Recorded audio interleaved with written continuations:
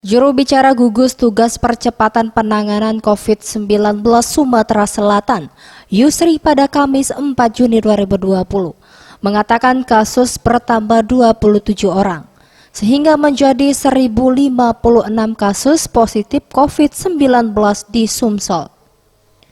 Penambahan terjadi dari Kota Palembang, Musi Banyuasin, Lahat, Musirawas, Prabu Muli, Lubuk Linggau, Oku, dan Ogan Ilir.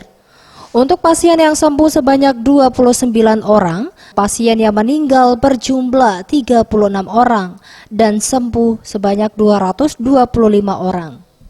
Juru bicara penanganan COVID-19, Yusri kembali mengingatkan masyarakat upaya pencegahan harus tetap dilakukan agar terhindar dari serangan wabah corona.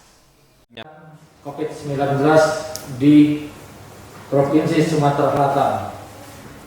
Oleh karena itu, kami yakin kita semua merindukan kembali ke kondisi yang normal yang seperti sebelum adanya COVID ini.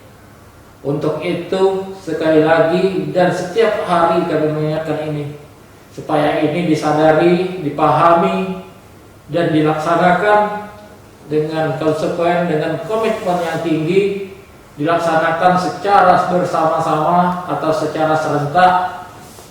Artinya setiap orang berada di mana saja, terutama dalam situasi keramaian, pakailah masker. Karena dengan memakai masker inilah kunci utama mencegah penyakit ini. Kemudian cucilah tangan dengan sabun di air yang mengalir.